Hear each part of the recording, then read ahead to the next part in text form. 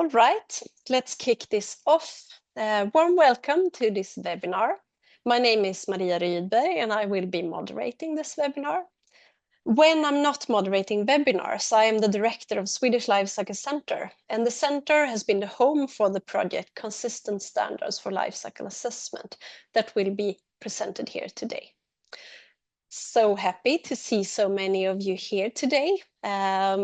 I think we are on the way to break a Swedish Life Cycle Center record in number of participants in a webinar, and that I am of course very happy to.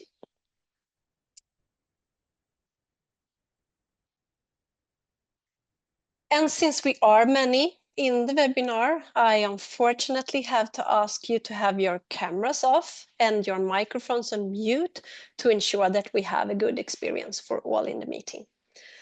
We will not use the raise hand function during the webinar. Instead, we will use the Q&A function that you can find in the Zoom menu in your Zoom window. Besides posting your own questions in the Q&A, you can also upvote questions that has been asked by others. And the most voted questions will be the ones where we start off when we have the Q&A session in the end. And upvoting is done with the thumbs up icon that you can find at each question. Chat is only for questions regarding technical issues, not about the content presented. That is the Q&A function we will use. And last but not least, we are recording this webinar and we will make it available on the Swedish Life Cycle Center YouTube channel after the webinar has ended.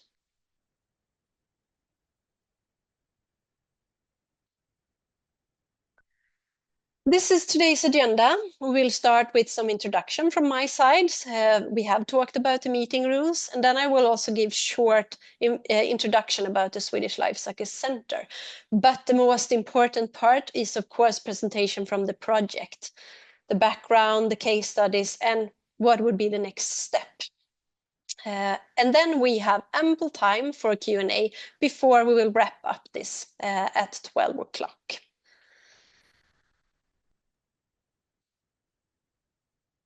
So, very briefly about the Swedish Life Cycle Center. Swedish Life Cycle Center has a vision to accelerate sustainable transition through science-based life cycle action. For us, this means driving genuine science-based change that supports a sustainable society within the planetary boundaries. We want to move beyond reporting and compliance and focus instead of enabling and simplifying real sustainable improvements in product, services, organizations, and society as a whole. And life cycle action is the practical engine for this transition. It's about turning life cycle knowledge into practical, impactful decisions that influences policy, value chains, products, and so on. We are a competence center that enables competence building and sharing amongst our partners, and our network is a unique network consistent of companies, academia, research institutes, and government agencies. And by we, I mean the organizations that you can see on this slide. These are our partners. They are 15 to number, and the center is a partner-driven network. It has been around since 1996, so next year we will celebrate our 30-year anniversary. Chalmers University of Technology is a host university for the center, but all partners have a seat on the board, which means that they are the ones that sets the agenda. They take part in projects that we are running, events that we are having, and they are the center's greatest asset. Besides Chalmers, there are 3 other universities, 2 research institutes, 8 industries, and 1 national authority. And as you can see, the center is cross-sectoral. It welcomes partners from all industry branches. And besides our partners, the center also has formalized collaboration with small and medium-sized enterprises, as well as national governments in Sweden. And the entire networks consist of 500 life cycle professionals that makes the center a great platform for carrying out our vision and mission.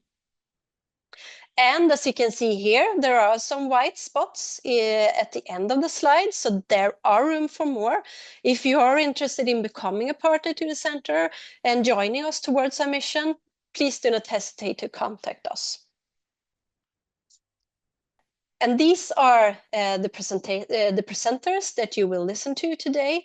Thomas Ekwall will start off, and then it is from the top, Lisa, Stefano, Sofia, and Gustav, ending with a summary and outlook from Thomas before we have the Q&A session.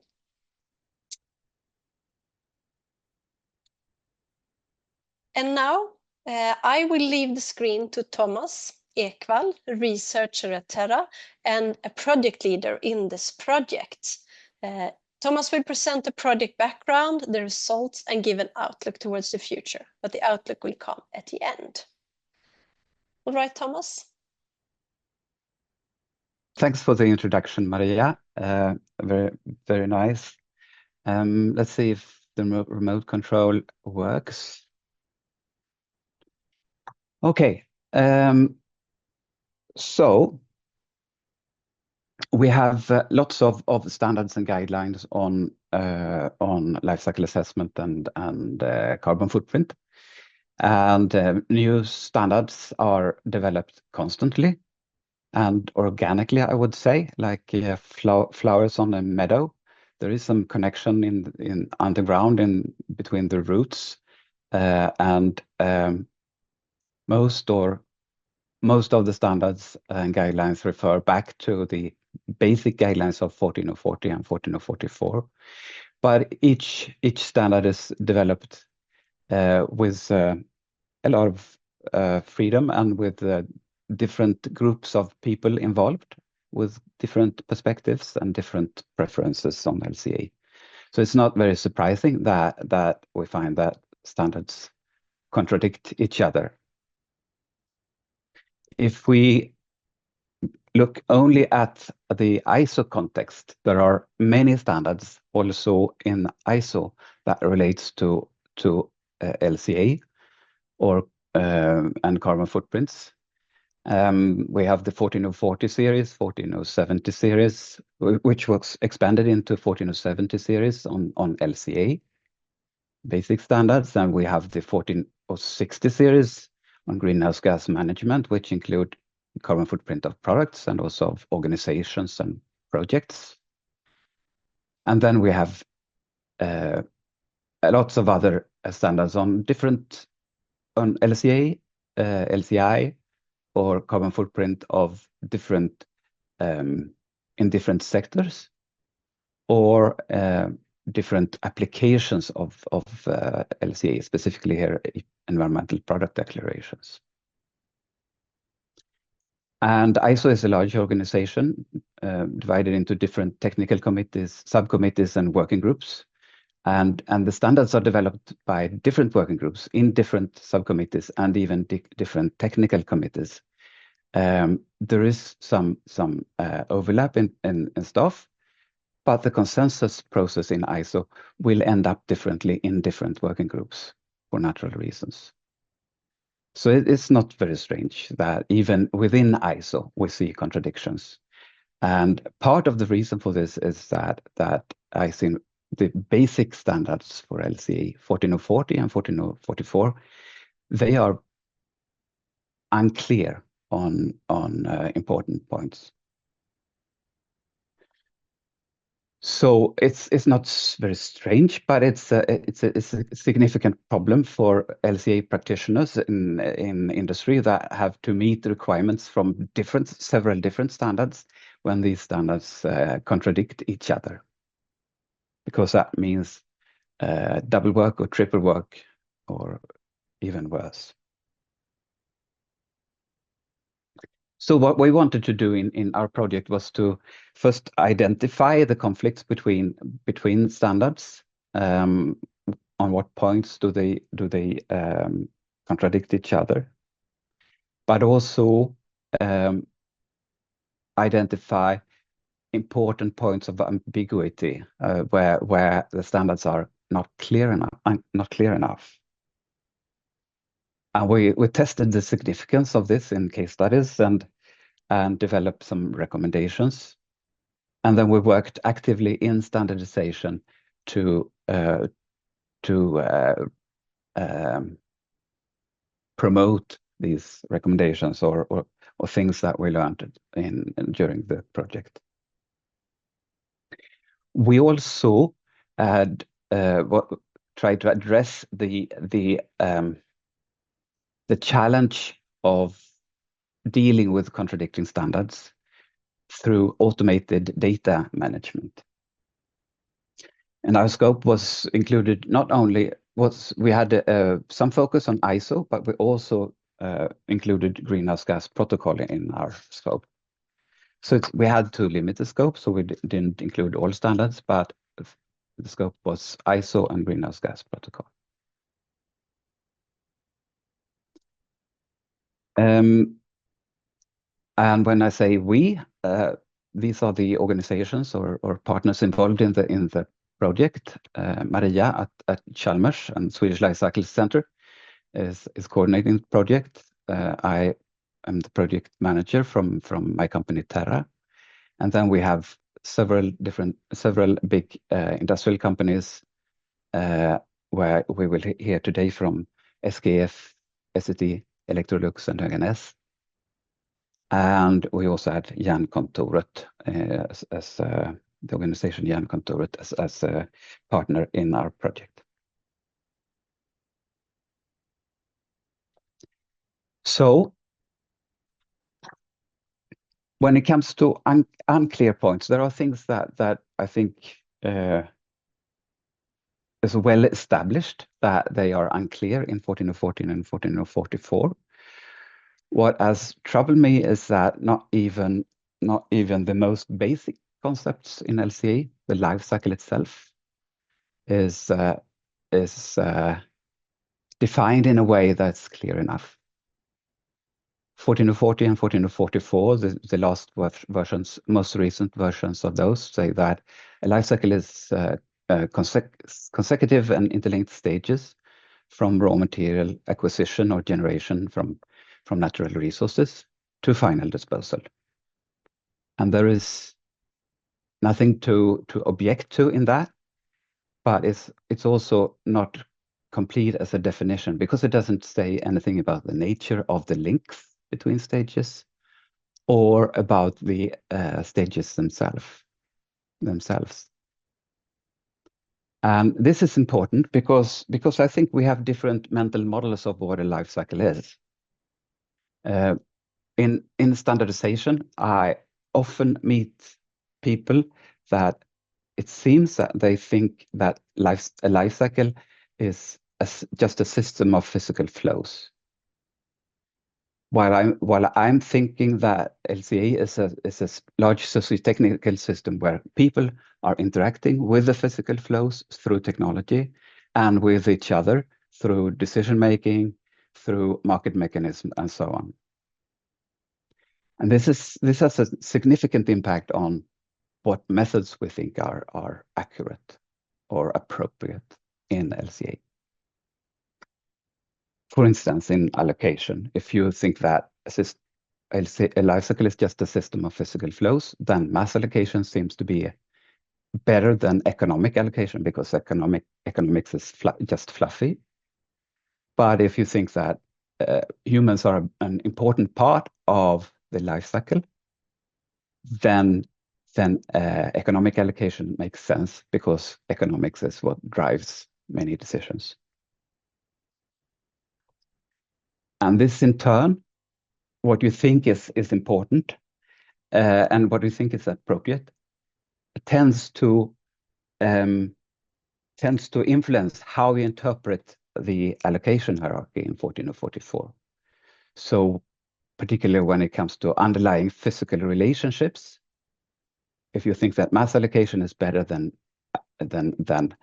economic allocation, then it's reasonable then you tend, it seems, to interpret underlying physical relationships as just being any appropriate physical property, mass or energy or whatever. But if you think that economics is actually the more relevant basis for allocation, than underlying physical relationships. You tend to think that, tend to interpret that to include some kind of causal relationship between the different products and the emissions, which is what I think that ISO 14044 tries to explain here in step 2.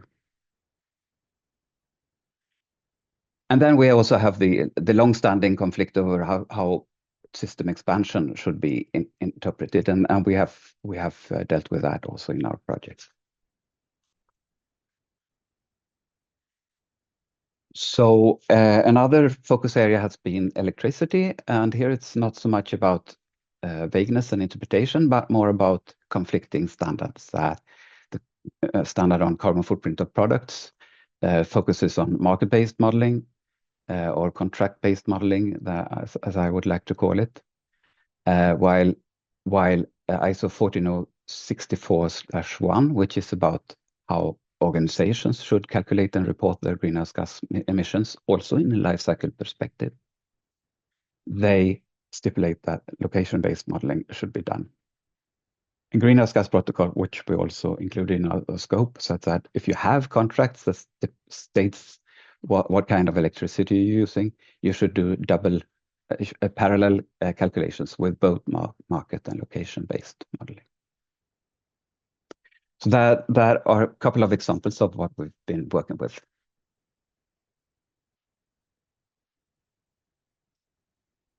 Okay, thank you. I'll stop there for now.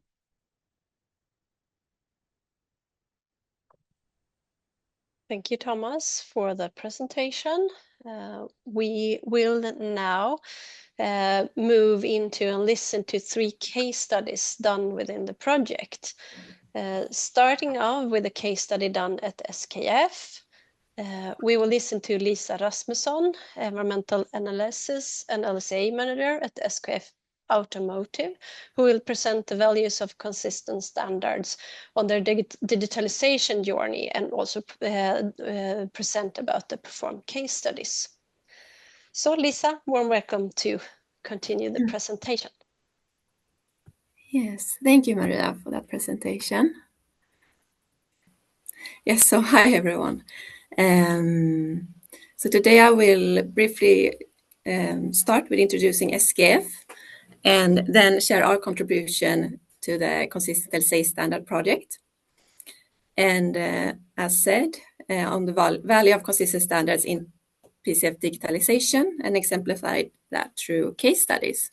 So now we can change. So SKF is a global leader in bearings, but has also a vast product portfolio across our technology platforms, complementing this business. Bearing units, seals, lubrication systems, condition monitoring equipment and services. Now we can change.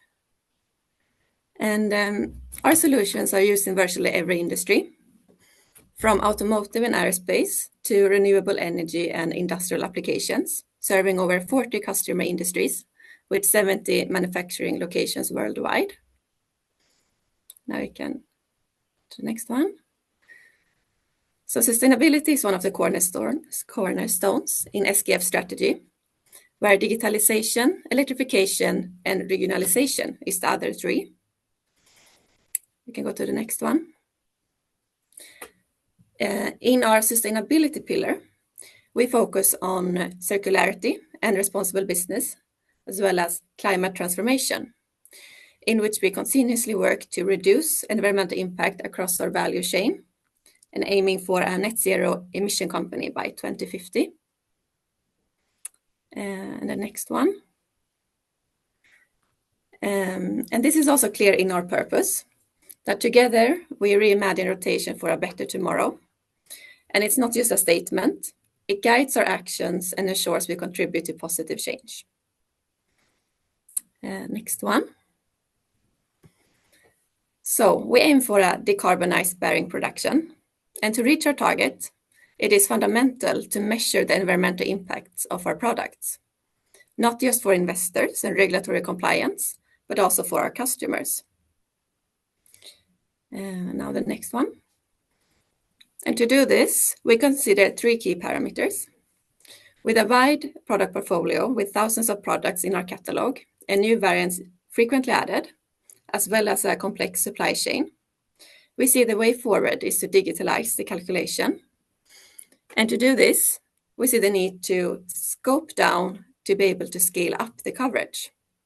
And with this, we mean that we chose to focus on only bearings in our portfolio, and we chose to focus on only the carbon footprint, and we scale by adding 1 factory at a time. And when digitalizing and setting up processes and calculation rules for automated decisions, following standards becomes more vital than ever. So now the next one. Thank you. You can go click 1 more time as well. Yeah, great, thank you. And so we also wanted to draw from existing processes, not create a system in silos, which do not follow the development of our factories. And here we see a clear connection to our corporate carbon footprint calculations, which we do align with the Greenhouse Gas Protocol corporate standard. So data needs to be collected and calculated from our factories and our supply chain for both purposes, requiring activity data, emission factors, allocation rules, and calculation methods. And here we see a possibility. Could we find synergy in the 2 processes? And why shouldn't the calculations be as aligned as they possibly can? Now you can go to the next slide. Thank you. And to answer this question, we wanted to start to compare the 2 worlds. The product level standards ISO 14067 and the Greenhouse Gas Protocol product standard with the company level one that we use, the Greenhouse Gas Protocol corporate standard. And then having in mind the different scopes of calculations, but finding the areas where alignment and coordination is possible. And now you can go to the next one. You can do 1 more click as well. So after reviewing the standards, we found 2 areas we wanted to focus on: electricity modeling and recycled steel modeling. And in electricity modeling, the product standard set requirements on a full life cycle scope of the emission data, while the corporate standard does not. The emissions from the electricity in the corporate standard is reported in scope 2 and scope 3 category 3. And when combining the 2, the requirement does not correspond to the full life cycle.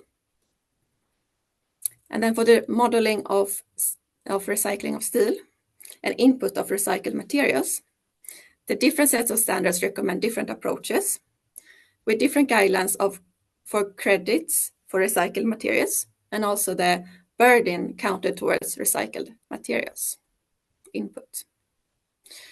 So here the product standard recommend the closed loop allocation procedure for this example, and the corporate standard recommend the recycling content method. And now you can go to the next one. Thank you. So to test these differences, we made product carbon footprint calculations on 3 of our products and set scenarios out for the different sets of standards. So we made predator gauge calculations on 2 deep groove ball bearings, which is the product on the top here, and 1 hub unit with a thrust ball bearing, the one below them. And the next slide, please. Thank you. So now looking at the results, comparing the 2. Here we have normalized the calculation to the calculation aligned with the corporate standard, setting it to 100%. And in the graph to the left, we see the electricity modeling in isolation for the different products. And we made 2 sets of scenarios for following the product standard using emission data from Svera and EcoInvent. And looking at the gray bar, one of the DDBBs, we can see that both scenarios following the product standards is lower than the one following the corporate standard. But for the other 2 products, it instead varies. So the calculation aligned with the corporate standard and the one with Svera data were on the same level, while the one with eco-event data was 127% higher. And when looking at the full impact of the PCF for this modeling options, the results varied up to 2%. But then looking at the recycling of steel,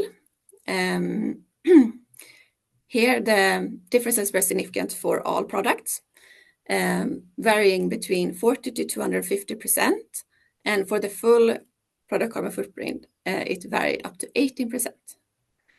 And now you can click through this one, Maria. Yes, and then if we add these scenarios together, this could lead to a variation up to 20% of the total product carbon footprint for the PCFs. Yes, going to the next slide. So this shows us that these misalignments between the standards result in an impact in the calculated PCFs, leading to inconsistent results between emission data choices and the different sets of standards. And these misalignments become even more apparent when setting up automated calculation rules, and you need to model the calculations for a bigger set of products and conditions, and possibly build in these kind of misalignments and differences. So now you can click once. So here we see the need for additional case studies in the area to exemplify this also in other product categories. And we also see a possibility for alignment, and we suggest taking this into consideration and have a broad approach even across the different sets of standards in future standard development. And next one. Yes, so this has been a part of a bigger journey at SKF that we will now continue. So we will continue to explore this interconnection between the sets of standards, as well as continue our digitalization journey for PCF. And you can click one more. And yes, we will continue to do this to lead the decarbonization of bearing manufacturing and to continue further reimagining rotation for a better tomorrow. And next one is the thank you. Thank you very much, Lisa, for presenting your case study. I'm sorry for it not working as it should have been, but you did a great presentation. Thank you very much.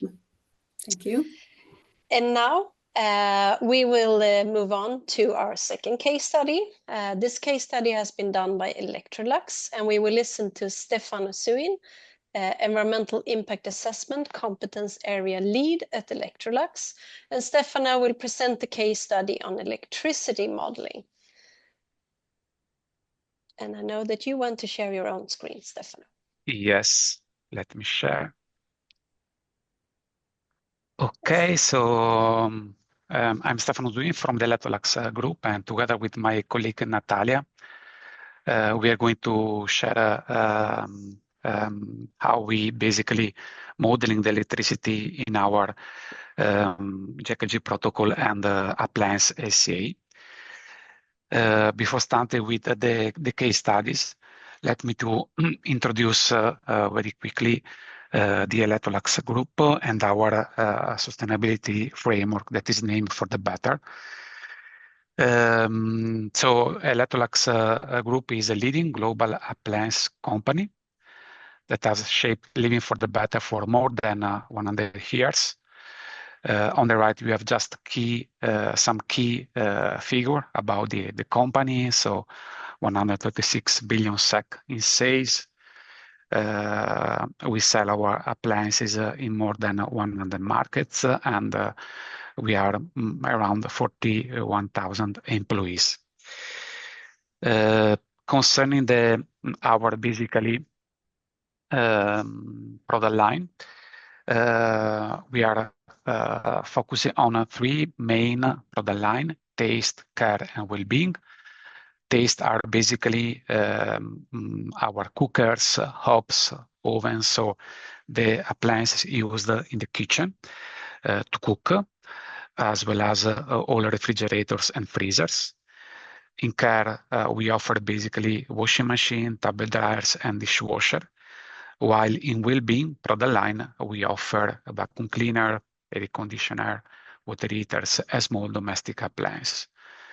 Below, we have also the three main brands as Electrolux, AEG, and Frigidaire. As anticipated, we have a sustainability strategy named For the Better that is basically organized in three main pillars: better company, better solution, better living. In parallel, we have our basically pathway to the reduction of climate change that is summarized in this slide, our basically climate roadmap. So let me move to our case studies.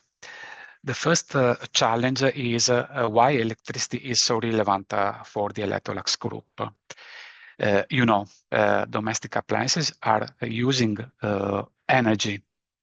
So basically emissions related to electricity consumption are very, very relevant for our carbon footprint. On the right, we have just a screenshot of our group sustainability report, and highlighting the blue box, basically the contribution of the Scope 3 GHG emissions that are very, very relevant in terms of kilotons of CO2 equivalent. But they are also relevant when we perform an LCA of a single product. For instance, I included here the carbon footprint of a tumble dryer used in Europe. And you can see again that the contribution, the use phase is so relevant. So on the average, products energy use is responsible for around 85% of the total Electrolux Group climate impact. When we speak about Scope 3 GHG emissions, the big contribution is posed by the use of sold products in different markets. This is the reason why electricity matters for us. Having said that, let me to explain a little bit how electricity is basically discussed within the ISO for LCA and the GHG protocol scheme. For example, at the organizational level, when we apply, of course, GHG protocol, especially for the Scope 3, you can say that both location and market base are allowed. But in terms of life cycle emissions, the direct emissions are mandatory, while indirect is basically an option. The same approach is basically for the ISO, for GHG at corporate level. But in terms of location or market-based method, market-based is an option. Okay. When we speak about product level, we can apply, of course, the ISO for LCA or maybe the ISO for carbon footprint, so the 14067. There is a difference between the two. While on the contrary, in terms of direct and indirect life cycle emissions, both are mandatory. So as anticipated by Thomas at the beginning of this webinar, it is not uniformly defined in the standard for LCA and the carbon footprint, and also in the GHG accounted scheme, which electricity accounting method we should use. Okay, so and it basically leaves a room for interpretation. Indeed, what we did in this basically consistent LCA project, consistent LCA standard project, but also what we daily do is basically the calculation of carbon footprint of our products and the calculation of Scope 3 category 11 GHG emission at corporate level. In this slide, I summarize on the left how we model the use phase when we perform a product lifecycle assessment and appliance lifecycle assessment. In terms of product use, it is important, of course, to include the appliance lifetime, so how many years our appliances are used, the number of primary functions per year, and the reference function. So, for example, we want to model these specific cooking cycles per year for an oven, or this specific washing cycle for the washing machine, of course, or a dishwasher. And then once we define the reference function, we need to collect the input as the electricity, the gas for a gas hob, or water, detergent. So basically the kilowatt hour consumed per cycle. And then, of course, the regions and countries where our appliances are used according to the market of Electrolux products. At corporate level, for the JKG Scope 3 Category 11, the approach is very similar. We need to include basically the products sold annually, the product's lifetime in year, and the annual energy consumption in kilowatt hour per year. And of course, we need to select the grid emission factor of electricity or natural gas for the relevant regions, for the markets where we need to basically account the contribution.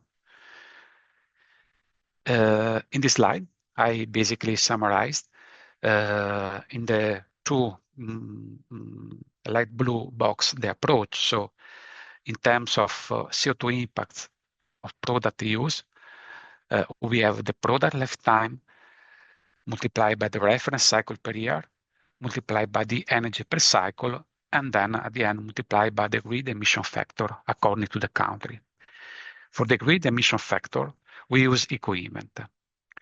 For the reference cycle per year and the energy, our approach is to use a standardized or harmonized scheme as the energy label in Europe, or the Energy Star, that is the equivalent of energy label in North America. So where there are energy label, our approach is to use an harmonized, of course, a standardized approach. Of course, we can use other secondary data or other Electrolux source when there are no available energy labels. For the Scope 3 Category 11 emissions, the approach is, of course, very, very similar. We have to include the number of units sold. So the millions of appliances sold in different regions, the annual energy consumption, the product lifetime, and the grid emission factor. But for the grid emission factor, we use the IEA, so the emission factor provided by the International Energy Agency.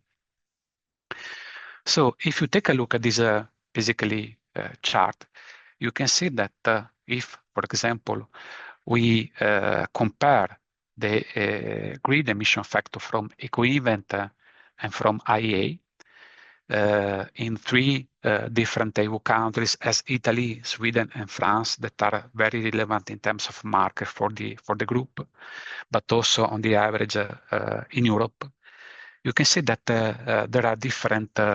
There are, of course, a difference between IEA and eco-event, as well as between the different countries. Of course, the difference between the different countries comes from the different energy mix. So in France, there is a bigger contribution from nuclear power, while in Sweden there is a renewable source and so on.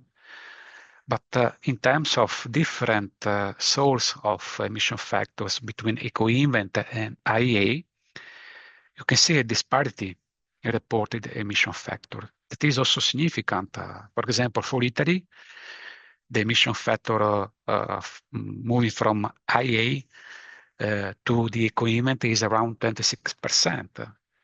So the question as discussed within the project is what does this divergence come from? Because it is relevant when we need to assess the contribution at corporate and at product level. And the difference comes from the different methodological aspects between eco-event and IEA, although the data source are the same. So what we did, basically, we compare different available data source in the JKG protocol, there is also a link where you can basically extrapolate the different available source as a co-event IA, but there is no a selection of the suitable emission factors. And you can see that there are different, for example, system boundaries on the co-event. There is generation, transmission, distribution, but also import and export are included, as well as the losses during the supply chain. While, for example, in the IA, historically, there is also the generation as the default factor. So basically the combustion of fuels to generate the electricity. But from 2023, the IA provided also the adjustment factors to include also the transmission distribution. But we don't have an history, okay? So there are different, methodological aspects. And this is the big challenge for us when we need to, of course, select the right emission factors. So having said that, just a final consideration about basically the electricity modeling within the product LCA and the corporate JKG scheme. There is an inconsistency between the two standards, and it leaves room for interpretation. There is also a different methodological approach of grid emission factor. So there is a need basically to align or to have a common methodology for calculating the grid emission factors. And also the need to provide the detailed methodology by data source. In terms of organization reporting, we think that it's fundamental to disclose the source of emission factor in the reports. And then, of course, as discussed, in terms of grid emission factor to be used, there is a significant difference between various sources. So this topic would benefit from further standardization and harmonization, try to to reduce this difference or try to explain the reason of this difference. And then concerning our basically challenge is basically the temporal evolution of electricity, because for us it will be very, very important for the next years how to deal with the change of energy mix and the change of sources over time, because when we model as anticipated the product lifetime, we are speaking of 10 years of product lifetime, for example, for a washing machine, or 15 years for an oven. So we should include the change of energy mix over time. This is my last slide. So that's it. Thank you very much, Stefano. I need to stop. Yeah. Perfect. Thank you for your presentation. We will continue with the third case study in the project. The third case study has been done by Höganäs, and we will now listen to Sofia Pulikido, LCA specialist at Höganäs. And Sofia will present a case study on co-product allocation and electricity modeling using different standards and PCF guidelines that are of relevance for the metal powder industry. Thank you very Welcome, much. Sofia. Thank you very much, Maria, for your introduction. And let me see if okay, maybe it works. I will start and see if it will continue to work. Hello, everyone. As Maria mentioned, my name is Sofia Pulikido. I work as LCA specialist for Höganäs AB. Together with my colleague, Brian, we have been involved in this project, and today I will present our contribution and some findings. Yes, so a few words about Höganäs. We are a global leader in metal and ceramic powders, and with an average production of 100,000 tons. We are located in 10 countries, having 15 different production sites. And one thing that I would like to stress here is that metal powders are used in many different applications. We have a very broad network of customers, direct customers, and end users of metal powders, from the energy sector, from the automotive, aerospace, household appliances, and many more. From an LCA perspective, this of course makes it very relevant for us to explore what type of standards and frameworks from life cycle assessments are relevant for our customers in order to be able to provide relevant data to them, and also to, of course, facilitate the information exchange, not only product carbon footprint, but of course LCA data as a whole. So participating in this project gave us the opportunity to start exploring this area. So internally at Höganäs, we have been using life cycle assessment as our core methodology to evaluate the environmental impact of our products, to be used both internally in our product development processes, but also externally in business-to-business communication. We also started looking into product carbon footprint following the ISO 14067 guidelines, but of course we'd like to explore and to expand to many other impact categories as well. We have a roadmap to develop product-specific cradle-to-gate assessments for all our core processes, and we have already covered our Swedish sites, our sites in US, India, and we're continuing with other sites around the globe. And yes, looking a little bit in our value chain, very early in our processes, we realized that it's very important. Upstream raw material data are very important for the robustness of our calculation, but also when it comes to our customers to deliver data to them. So collaboration along the value chain is very important to fully utilize the potential of LCA. And here comes the harmonization of the standards and at least some type of consistency, given the big variety of both upstream material suppliers, but also downstream customers and the different requests we get from them.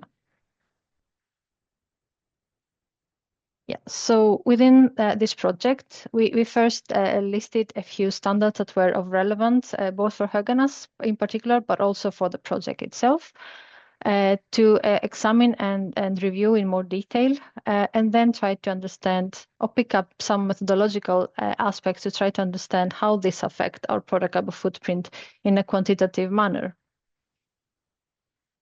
And here you see a list of what we focus more. So of course we looked into the product carbon footprint standard, but we also looked in the life cycle inventory standard for steel products, the carbon dioxide emission intensity standard for iron and steel production, with focus on the electric arc furnace part, because there are different parts of this standard. We also looked into the greenhouse gas protocol, corporate and product standard, but then also some other sector-specific initiatives like the Catena X framework or rulebook that is available, and it's an automotive, let's say, initiative. We are aware, of course, that by the time that this project was running, a lot of developments has been initiated and a lot of reviews are ongoing around these standards, but we focus on the review on the existing published versions of those standards and initiatives. And also stress that we don't have a specific product category rule or PCR about our main products, about our powders. So this is why we refer a lot to either more generic steel standards or different standards that are more like give a more overview of the methodology. I know this table is very crowded, but it summarizes a little bit our analysis, and I will maybe pick a few aspects to present today. So we have the different methodologies and standards that we looked at, and on the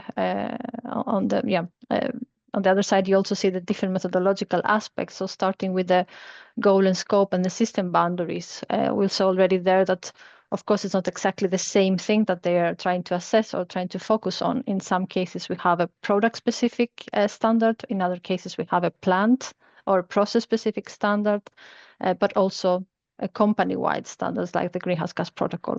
So a direct comparison might not be exactly fair, but we try to, of course, pick up a few aspects to discuss. But it's also important to understand that since these are not, they don't have the same scope, it's also hard to use the data like interchangeable among the standards when we receive a product carbon footprint based on like one type of methodology. We cannot directly insert it into our models if it's not exactly the same scope and boundaries. Maybe just a few things also that when it comes to the carbon intensity standard 14404, that is also upstream. When it comes to upstream emissions from, let's say, scope 3, this is also partial covered, so it doesn't cover all the different raw materials entering the facility. So it's a quite significant difference compared to other product carbon footprint standards. Electricity modeling has also been mentioned quite a lot. We also saw the differences between the different standards. The majority of them, of course, give the opportunity to either choose between the market-based or the location-based, in that case, general residual mixes. But in the ISO 29915, the life cycle inventory standard, it was very clear mentioned that national based or regional based electricity mix should be used. And then in the carbon intensity standard, in the current version, they give a default factor for electricity emissions. Another aspect that was also relevant for us was the co-product allocation. And in this case, many of the standards refer to the ISO 1404 hierarchy, as we all know it, with more or less guidance, more guidance on that. So in the 14067, I would say it's a quite, there is a lot of room for interpretations on how to apply this hierarchy, while the ISO 29915 standards, it clearly promotes the use of substitution, system expansion with substitution as a choice. The Catena X rulebook, on the other hand, it provides a decision tree starting from an available PCR, if that is available, and then the substitution again, or any other type of allocation, like economic allocation or mass allocation, etc. Allocation to recycled material has also been mentioned before, and also we saw some differences varying between the closed-loop recycling method to the cutoff method, depending on the standard to be used. But all of them are focusing on climate change. The only difference here is that the carbon intensity standard in its current version focuses only on carbon dioxide emissions, but the other cover all the greenhouse gas emissions. But that might be subject to change actually in future versions. And the LCI standard, it will of course give the opportunity for the practitioners later on to calculate different impact categories based on the life cycle inventory data that has been collected. And I would also say that this is our own interpretations. So many of the things, maybe some of the things in the table can be subject to discussions, just to be also clear about that. In terms of the quantitative influence on our results, we tested it in a quite defined, let's say, product system. We looked in our water atomized powders that are produced here in Sweden in our site in Halmstad. We took a specific production year into account and looked in an average composition, not really a specific product, but more of like an average metal powder produced in 2023. And in our baseline scenarios, we use the fossil-free electricity that Höganäs purchases with guarantees of origin. And we also don't apply any co-product allocation, meaning that our main products, our powders, carry the full burden of the production. And again, we focus on the climate impact. Starting with electricity modeling, we compare the baseline scenario with scenario modeling using the Swedish average electricity mix, or a scenario where we use the Swedish residual mix, that it was also recommended by some of the standards. And for this, we used Sfera and EcoInvent data. So you see the total product carbon footprint, and also that the product carbon footprint might increase from 7% to 60%, depending on the type of electricity that we use in our modeling. So this is an important aspect to know how we need to calculate, what we need to communicate to the customers, but also when we receive data, how this has been calculated, because obviously this will have an impact on the results. The next aspect of the next methodological decisions was about co-product allocation. And in this case, we considered the slag coming out of the electric arc furnace and the filter dust as, let's say, co-products, where we had the baseline scenario, and then we conducted an economic allocation and also system expansion and substitution, where the slag substituted virgin material for insulation, and also the filter dust replaced zinc production. And the value for replacing zinc was coming from the standard, so we took a default value on that. In this case, we see that the results did not differ that much compared to our baseline. So it was a small decrease in the product carbon footprint, but not more than 3%. And that, of course, can be due to many different factors, not only the economic aspects behind it, but also maybe the emission factors that we choose for the substituted materials. So it's very context dependent. It's nothing that can be applied to even other products within Höganäs or even other industries. But we see that in this case, this had a lower impact on the results. To summarize, given the wide diversity of customers and end products and users of Höganäs products, we believe that different standards and guidelines may be applicable for us to use and are relevant. We didn't have a specific PCR or standard for metal powders, so therefore we still try to see all the generic or maybe even steels based standards, but this leaves a lot of room of interpretation for us when it comes to methodological decisions about some of the steps that are not covered within those standards and are very product specific in our case. We saw that the reviewed documents varied a lot of scope. We saw certain misalignments, but also certain consistencies. We decided to see them as complementary to each other, to complement to different parts of the life cycle assessment methodology as such. But we do believe that some harmonization is needed to at least a certain degree to ensure that to enhance the data sharing. And maybe when we are to develop more specific guidelines, we can focus on those ones that have the greatest influence on the actual results, at least in our case. And with that, I would like to thank you very much, both for the opportunity to participate and also to present our work. Thank you very much, Sofia, for your presentation.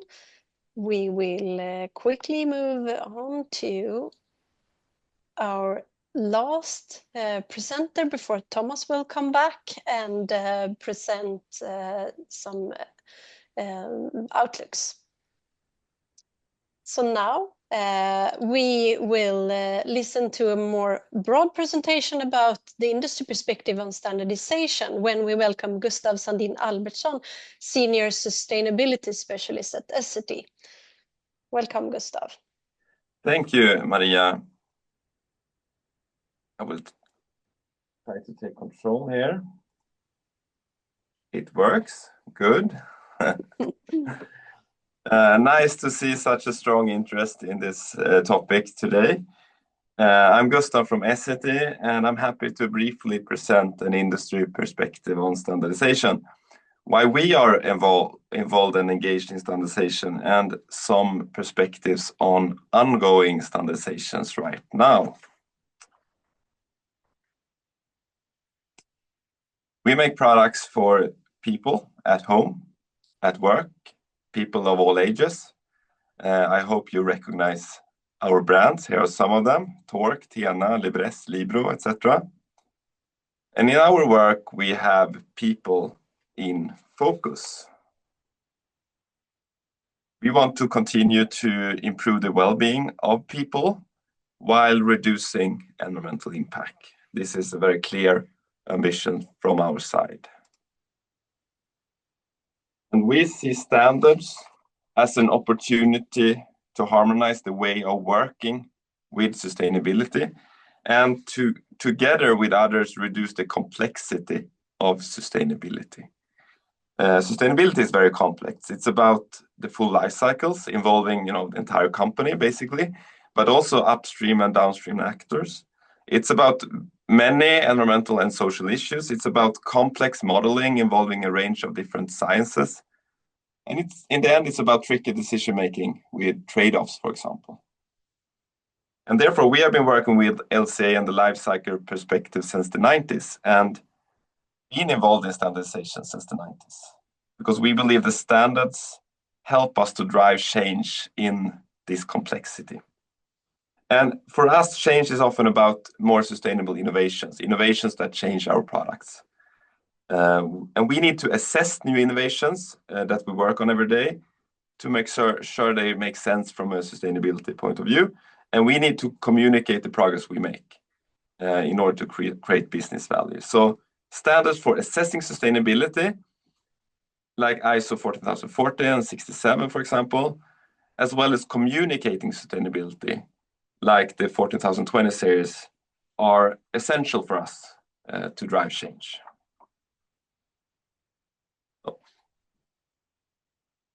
And these standards enable us to communicate data with our customers in a consistent and cost-efficient way. And we have thousands of customers. We have nursing homes and hospitals, retailers and hotels, and many others.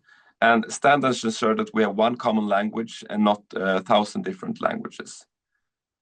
And being engaged since the 90s has enabled us to be at the forefront of shaping standards and to be proactive.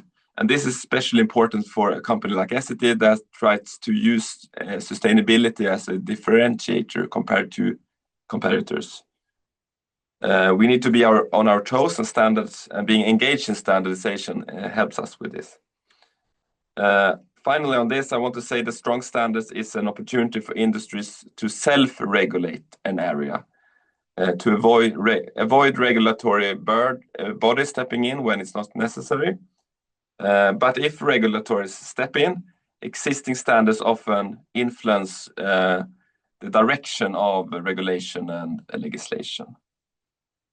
So involvement in standards contributes to more beyond the standard as such. It's also about, you can say, future-proofing our activities in a wider sense. I'm going to deep dive in a few standards in the next slide, but first I want to emphasize the standardization principles and why we value them. First, ISO standards are about addressing a need in the market. Without a need, there's no involvement. Without involvement, there's no useful standards and no use of the standard in the end. I also want to emphasize the multi-stakeholder process is key for us. We learn through being involved in standards from others. It's also key for the acceptance of standards in the end. And the importance of, on the third point, the importance of an international standards is very important for a global company. Fragmented and conflicting local and regional frameworks and rules can be confusing and costly to navigate in. So ISO standards especially makes lives easier. On the fourth point, of course, consensus process is key. It's not about one dominating voice. It's about finding a common way forward. And finally, I would like to read this quote. Standards are the distilled wisdom of people with expertise in their subject matter and who knows the needs of the organizations they represent. No one outside an organization fully knows the needs of the organization. So if you're not involved, you're not represented, which is a business risk. So I want to emphasize finally that being involved is, of course, risk management, you can say. And then more specifically, a deep dive in the standards we are currently working on, because a lot is happening right now, especially this fall. As I said before, environmental communication is vital, as this is how we connect our environmental work with sales through eco-labels, self-declared claims, EPDs that are required in some settings. And this is often where sustainability work translates into business logic, which is what enables us continue reduce environmental impact. The connection between environmental communication and assessments is very important, because what we assess when we kind of lead our R&D work, for example, we must be able to communicate. And LCA is the backbone of our environmental product assessments. And involvement in this together with others make sure they are balanced, for example, with regard to how fossil and bio-based materials are treated as one example. And several modeling aspects that can favor or disfavor certain materials or products or solutions, as we've seen in the previously presented case studies. And we need to contribute with our perspective so that assessment rules, in our view, are fair in the end. If we are not involved, others will set the rules and we may not be able to drive the change that we want to. As you know, greenhouse gas management has its own set of standards, not just on product, but also on organizations. And here I want to emphasize that we are positive to the intention to harmonize the ISO world and the greenhouse gas protocol so that the numbers make sense in relation to each other. And to make it possible to reuse data for product level and corporate level, and to reduce cost for collecting data and reporting. It will be challenging indeed to harmonize these standards, but we have to work constructively to make it happen. Also on chain of custody, I want to say that these standards are increasingly important. We have the separate chain of custody model standards, but we also have the 14077 chain of custody in LCA, of course. And these are important to transition to more renewable as well as circular energy and materials.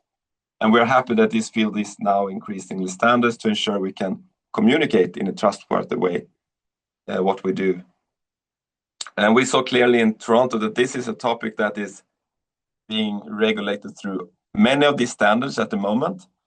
And really one of the main challenges, I think, in the discussions of the ongoing standardization work for 4067, 25 and 21, as I see it, will be important also in the corporate standards going forward. But being involved in all this, as we are, we can contribute to harmonization across standards or consistency to connect to today's theme. And in Toronto this fall, we met in the working groups of these standards highlighted here in pink. And finally, I want to emphasize the impact you can have if you are involved in this, both by contributing through the consultations with comments, but then also being present at the meetings. The decisions are taken in the meetings, physically meetings especially, also online meetings to some extent. And because there are so many comments to manage, comments that are defended and explained at the meetings are more likely to be taken into account. Oops. A few final words. That was very brief on our industry perspective on standardization, why we are involved, what's happening right now, and some encouragement for others to get more involved. And in the end, we believe the standards is a form of constructive collaboration that helps us drive change. In our case, improving well-being while reducing environmental impact. Thank you very much for listening. Thank you, Gustav. And now we are moving on to the last, before we have the Q&A session. And I want to welcome Thomas back on the screen to do a summary and outlook towards the future. Thank you very much. And thank you also for the presentations so far. I want to go back to the allocation hierarchy. When I talk to people who were actively involved when this text was developed almost 30 years ago, they disagree on what the consensus was. They say that there was a consensus, but they don't agree on what the consensus was. So apparently they had different views of what was happening, and they were both happy because they thought that the text said something that they wanted it to say, and that was maybe necessary to reach consensus, that the text was vague enough to be interpreted in different ways. But it's unfortunate, of course, to have to have a allocation hierarchy that gives an impression that there is a hierarchy, but there is no consensus on what it really means. So it gives a false sense of consensus. And we would like to clarify terminology in the standards to make it clear what the calculation rules or what the requirements really mean. But that probably means that we can't agree. There will be no consent. We will not reach a consensus on a single allocation hierarchy. We might, however, possibly reach consensus on a set of allocation hierarchies for different types of LCA. And we made an attempt to that purpose in the first working draft of the revised 14067 on product carbon footprints, where we distinguished not between attributional and consequential LCA, but between assessments of greenhouse gas performance and assessments of greenhouse gas mitigation, which was approximately the same as the distinction between attributional and consequential LCA. I will not go through that now in order to save some minutes for questions and answers, but just look for that what we want to do in the future. And we would like to continue working on standards. This project runs only for a year, and it turns out that it's a very short time for standardization context. And the times are now very exciting and important because there are important standards being revised both in the Greenhouse Gas Protocol and in ISO. And there is a collaboration between Greenhouse Gas Protocol and ISO to try to harmonize these standards. There is also an initiative within ISO to try to harmonize LCA-related standards in ISO.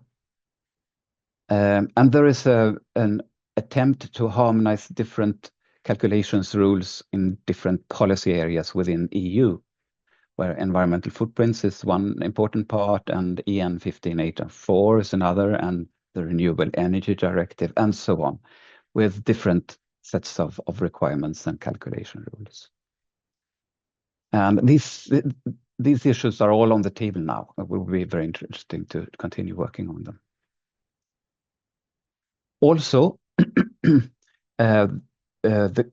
we soon have to deal with the question on whether that was posed by Maria at the beginning of this webinar, whether the generic LCA standards 14040 and 14044 should be revised.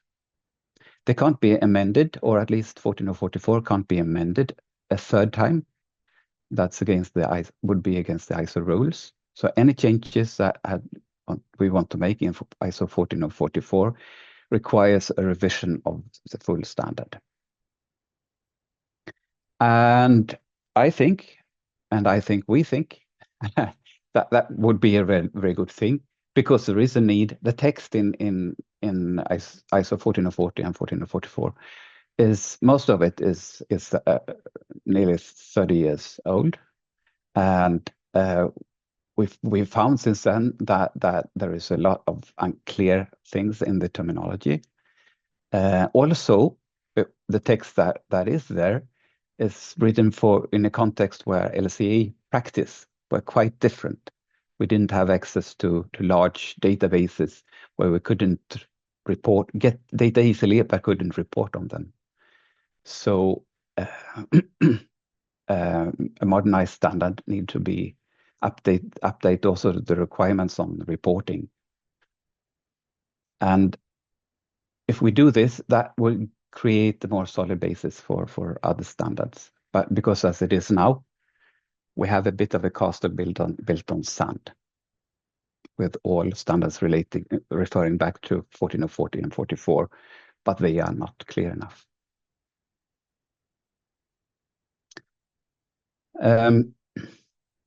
What we would like to see ideally is a retake on what standardization on LCA, what standardization is required, accounting for the fact that how much you need to standardize the LCA depends on the application. Some applications you need to have a common set of methods, highly specified, for instance, in environmental product declarations. In many other types of LCA, you don't need to specify the methods, but you need to clearly communicate the methods that you use. And for that, you need a clear terminology and perhaps also a common reporting format to make it possible for the users of the LCA results to find the relevant information. So ideally, we would like to see general LCA standards that doesn't say much about how to do LCA, except include basic requirements on what you have to do to make the study an LCA in the first place. But it should be focused on terminology, be very clear on that. Maybe also include reporting structure, and maybe also include deal with the review process. And then build on that standards on specific environmental impacts, carbon footprint, water footprint, and so on. That deals with that includes the impact-specific terminology, and possibly if you have additional basic requirements to make a study, a footprint study. And also the same with standards for specific sectors, steel, construction, bio-based plastics, etc. Where we have standards that include rules, but calculation rules, but you can do an LCA and steel LCA for different purposes, and then you would it would be appropriate to use different methods. So the methods really depend on the application. So building on the footprint, on the general LCA standard, the footprint standards, and or the sector-specific standards, there should be application-specific standards that include calculation rules on application, cutoff, and so on. And also possibly the terminology that is needed for that specific application. That's the vision, and it's a giant task to try to get that real thing, an effective structure rather than a meadow of flowers, more or less independent flowers growing. But we want to work in that direction. We would like to work in that direction. You can find more information about the project on our website. And here you will also find now one of our conference presentations, and you will eventually find the other also, and the project report and so on, with much more information than we had time to present today. Thank you very much. Thank you, Thomas, for that summary. And we will have not much time, but we will have time for a few questions from the Q&A. I will take a look and choose the ones that are most upvoted to start with. And for that, I will stop sharing my screen as well, so people can see you who are actually here. So I will start with the first one. How do you see harmonization? E.e., which path should we take?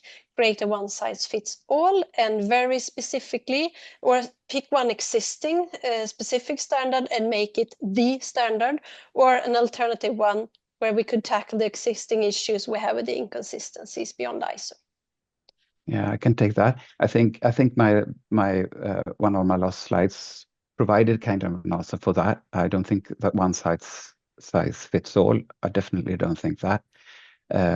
But I would like to see a structure where the general standards are very open when it comes to methodological choices, and then have application-specific standards where the methods are specified. Yes, thank you. And then another one that got a lot of upvotes as well. Did you ever look at standards more connected to chain of custody models like the ISO 14021 or 14077? We are involved in the development of 14077, which is how chain of custody approach models can or should be applied in LCA. It's a very interesting development. But we will not address it much in our report because it's not, we haven't identified any inconsistencies with other LCA related standards so far in that. There is a lot of vagueness, of course, because it's an ongoing work. Thank you. We will take one more and then I will close the webinar because we are at 12 o'clock already. But I want to take one more because it got a lot of votes. So did you look into the handling of biogenic carbon in the different standards and the consequences of different approaches, especially important when looking at cradle to gate assessment or cases where carbon is not released in the end of life? That is one of the issues that we identified as important, but didn't really find time to work on. Maybe we'll do a little bit. We have a few weeks left of the project, so we'll see if we can manage to do something. But it will not be a big issue in our final report. Sorry. Thank you. There are a lot of good questions left in the Q&A, but I don't want people to stay around if you have other things going on. So I will close it up and then maybe we can address 2 or 3 more of the questions that got upvoted as well. But I will close up first and then if you want to stay, you can stay. And I hope that Over time. my presenters have time to stay just maybe 5 minutes more. But before we close this thing, I also want to lift some other ongoing things at the Swedish Life Cycle Center because we do other things as well besides projects around standardization. And first we have a 2-day course in applied life cycle thinking that is given twice a year for those in need of a beginner's course in life cycle thinking. Next occasion is in April next year. Secondly, I also want to highlight our life cycle talks, a series of talks presenting the research front to keep you up to date with the science and application of the life cycle perspective. If you thought this webinar was of value, please consider signing up for our newsletter by scanning the QR code in the down part of this slide. And with that said, thank you everybody for taking part, for voting in the beginning and writing your input, and for listening actively to our presenters. And a special thank you to the presenters today, Thomas, Gustav, Sofia, Stefano, and Lisa. Thank you very much for your great presentations.